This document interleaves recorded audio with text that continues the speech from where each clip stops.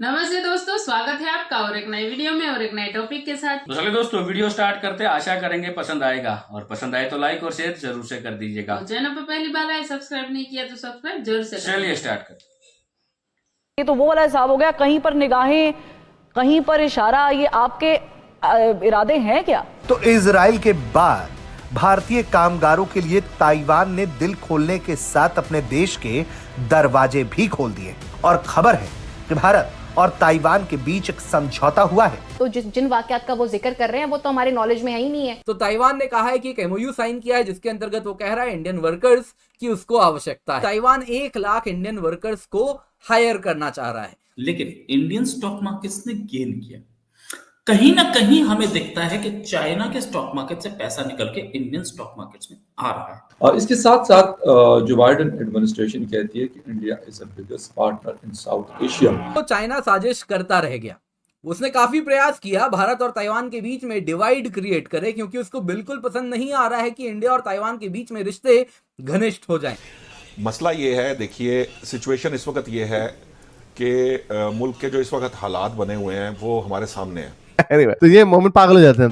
कोई अमेरिका से मदद मांग रहा है, अपीलें कर रहा है, तो कोई एस्टेब्लिशमेंट पर उन्हें हराने की या धांधली करने का इल्जाम लगा रहा है। चाइना की 2/3 प्रॉपर्टी जो डेवलपर्स है वो डिफॉल्ट कर चुके हैं। I mean, US is relying heavily on Indian subcontinent और उसका रीजन ये है कि they have found a trustable partner. लेकिन अब देखिए दुनिया भारतीय वर्कर्स का लोहा मान रही है। ये सब अगर आप देखें तो पिछले कुछ सालों में बदलाव आया है। हेलो फ्रेंड्स, जय हिंद। हिंदुस्तान स्पेशल में आपका स्वागत है दोस्तों।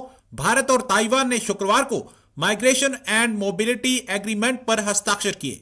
इस एग्रीमेंट के तहत भारतीयों को ताइवान में विभिन्न क्षेत्रों में रोजगार मिल सकेगा।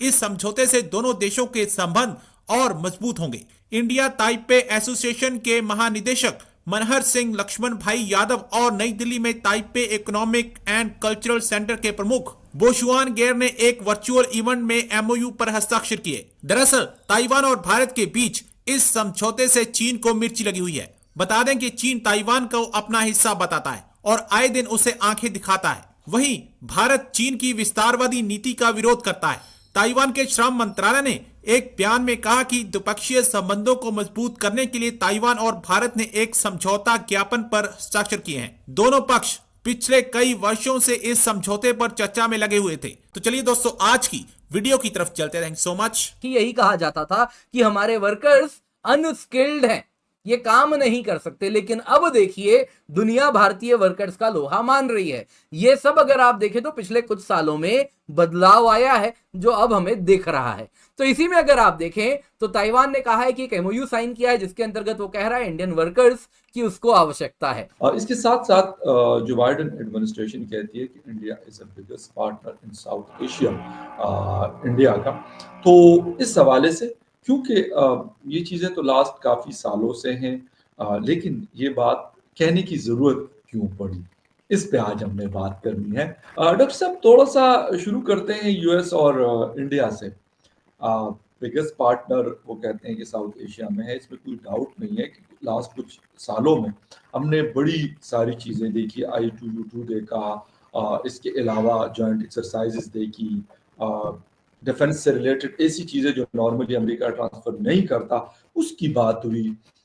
लेकिन ये बात कहने की वाकई उनको जरूरत है कि वो ये बताएं कि हम बड़े इंपॉर्टेंट पार्टनर है। अभी कुछ दिन पहले मैंने कि हेली को सुन रहा था, उनकी स्टेटमेंट पढ़ रहा था कि इंडिया आज भी रशिया के ज्यादा करीब है, ज्यादा ट्रस्ट करता है instead of US. Instead of what? US. हाँ, नहीं देखिए, जहां तक बात ये जिस कंटेक्स्ट में बातचीत की गई है फकर भाई, वो कॉन्टेक्स्ट है क्लाइमेट चेंज और जो सेमीकंडक्टर सप्लाई एंड चेन की बात चल रही है। और उन्होंने कहा कि साउथ एशिया में इंडिया हमारा सबसे बड़ा पार्टनर है। आप अगर देखेंगे तो फकर भाई, यूएस के जो टॉप 5 इंपोर्टर हैं और जो टॉप 5 एक्सपोर्टर हैं, उसमें हम कहीं भी एज सच न तो हम यूएस से उतना सामान खरीदते हैं, न तो हम यूएस से उतना सामान बेचते हैं। तो टॉप 4 आपके जो टॉप 5, अगर आप यूएस को जो लोग सामान खरीदते हैं जो उसमें से आप देखेंगे 2.1 ट्रिलियन डॉलर का सामान उन्होंने 2.1 ट्रिलियन डॉलर का सामान उनसे खरीदा गया, ट्रिलियन डॉलर का, ठीक है।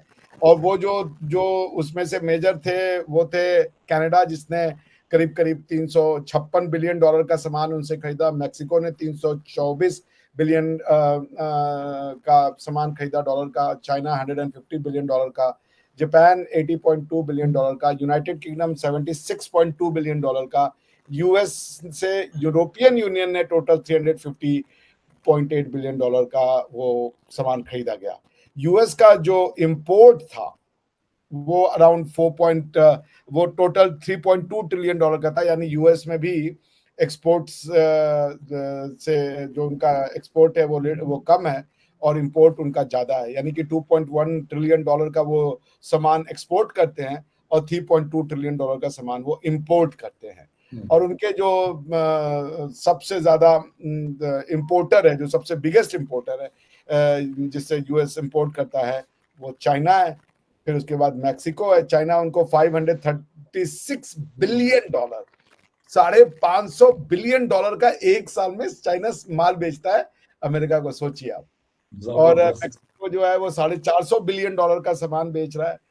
कनाडा 450 बिलियन डॉलर का। जापान उनको 150 बिलियन डॉलर का। जर्मनी उनको 150 बिलियन डॉलर का। और जो यूरोपियन यूनियन है वो भी उनको करीब 550 बिलियन डॉलर का सामान बेच रहा है। तो अभी तो हम कहीं भी नहीं है, क्योंकि अगर आप देखें कि यूएस का जो एक्सपोर्ट इंडिया के लिए अगर है तो वो बहुत ज्यादा नहीं होगा मेरे ख्याल से। 73 बिलियन डॉलर है, ठीक है ना। इंडिया एक्सपोर्ट्स जो था वो आप देख लें 73 बिलियन डॉलर का हमने उनको बेचा था। और उन्होंने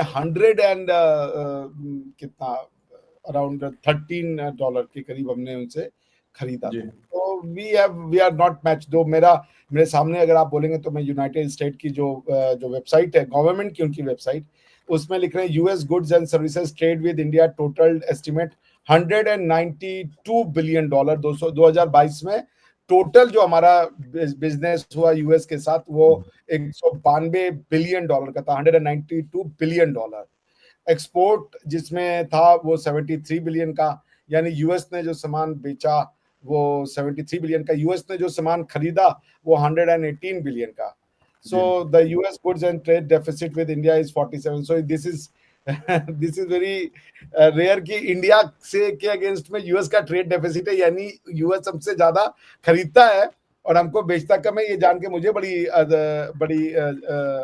जिसे कह लीजिए अचंभा हुआ मुझे कि we are selling more to US than to any other country. But खैर ये जो उनका क्लाइमेट चेंज और सेमीकंडक्टर वाले कॉन्टेक्स्ट में ये जो उनका स्टेटमेंट आया है, इसमें यूएस कह रहा है कि we are planning to invest ताकि इंडिया में जो क्लाइमेट चेंज को कम्बैट करने के लिए जो एसेंशियल टेक्नोलॉजिकल नो हाउ है वो मिले।